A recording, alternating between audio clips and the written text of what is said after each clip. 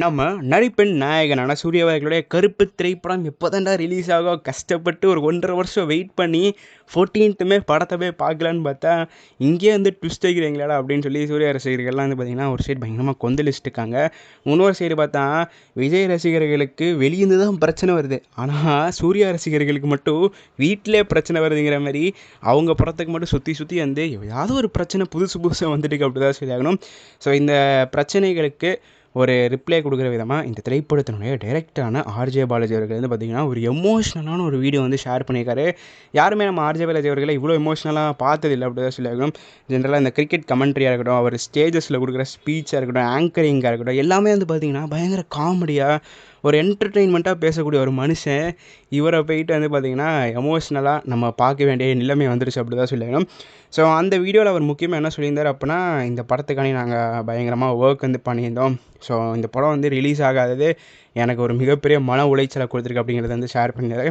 Plus அது மட்டும் இல்லாமல் நம்ம ஆர்ஜே பாலாஜி அவர்கள் நேற்றே வந்து ஒரு ட்வீட் வந்து போட்டிருந்தாரு. கிட்டத்தட்ட 32 மாதம் நான் இந்த ப்ராஜெக்ட்காண்டி ஒர்க் பண்ணியிருக்கேன், எனக்கு என்ன பதில் சொல்லன்னு தெரில, எனக்கு சரியான ஆன்சர் வந்து தெரில, ஸோ கருப்பையும் பார்த்துப்பா அப்படிங்கிற மாதிரி வந்து ஒரு ட்வீட் வந்து போட்டிருந்தாரு. ஸோ நேற்று நிறைய ரசிகர்கள்லாம் வந்து பார்த்திங்கன்னா ட்விட்டரில் போட ஆரம்பிச்சிட்டாங்க, எங்கள் ஊரில் கருப்பு ஷோ கேன்சல் ஆயிடுச்சு, எங்கள் ஊர்லேயும் கேன்சல் ஆயிடுச்சு அப்படிங்கிற மாதிரி வந்து பார்த்திங்கன்னா ரிப்பீட்டடாக வந்து போட்டிருந்தாங்க. ஸோ அதுக்கப்புறமா வந்து பார்த்திங்கன்னா நேற்று நடுராத்திரி கிட்டத்தட்ட 12:30 1 மணியான்னு தெரில, நம்ம எஸ்ஆர் பிரபு அவர்கள் ட்வீட் போகிறாரு, ஒரு சில காரணங்களால வந்து பார்த்திங்கன்னா 9 மணி ஷோ கேன்சல் ஆயிடுச்சு, சாரி ஃபார் தட் அப்படிங்கிற மாதிரி வந்து ட்வீட் வந்து போட்டிருந்தாரு. நம்மளும் வந்து பார்த்திங்கன்னா அந்த டைம் முடிச்சிருந்தனால நம்மளும் நம்ம சேனலில் வந்து போஸ்ட்லாம் போட்டிருந்தோம். So at the end of the day வந்து பார்த்திங்கன்னா இது வந்து ஒரு சில ஃபைனான்ஷியல் இஷ்யூஸ் காரணங்களால தான் வந்து பார்த்திங்கன்னா படம் வந்து ரிலீஸ் ஆகலை. ஆக்சுவலி சொன்ன டைமில் வந்து ரிலீஸ் ஆகலை.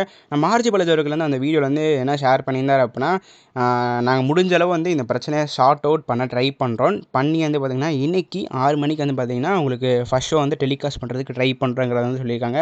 ஸோ கிட்டத்தட்ட வந்து பார்த்திங்கன்னா நிறையா டிஸ்ட்ரிபியூட்டர்ஸ் வந்து அதான் சொல்கிறாங்க, கிட்டத்தட்ட நாங்களும் வந்து கிட்டத்தட்ட பிரச்சனை சால்வ் ஆக போகுது, அதனால் வந்து பார்த்திங்கன்னா இன்றைக்கி தமிழ்நாட்டில் வந்து பார்த்திங்கன்னா உங்களுக்கு 6 மணிக்கு வந்து பார்த்திங்கன்னா ஃபஸ்ட் ஷோ கருப்பு படம் ஓடிடும் அப்படிங்கிற மாதிரி தான் வந்து சொல்கிறாங்க. ஸோ பொறுத்திருந்து பார்ப்போம் என்ன நடக்குதுங்கிறது. கடைசி நேரத்தில் என்ன வேணாலும் ஆகலாம், பட் நம்ம வந்து ஒரு ட்ரஸ்ட் வந்து அப்போ கடவுள் மீது நம்பிக்கை வைத்து கருப்பு படம் தமிழ்நாட்டில் வந்து பார்த்திங்கன்னா இன்றைக்கி 6 மணிக்கு வந்து பார்த்திங்கன்னா ஃபஸ்ட் ஷோ டெலிகாஸ்ட் ஆகும்னு சொல்லி நம்புவோம். நம்பிக்கை தான் வாழ்க்கை, நம்புவோம் அப்படிங்கிறதை சொல்லிக்கொண்டு இந்த வீடியோ வந்து நான் முடிச்சுக்கிறேன். அடுத்த வீடியோவில் சந்திக்கும் வரை நான் உங்கள் NK. நன்றி, வணக்கம்.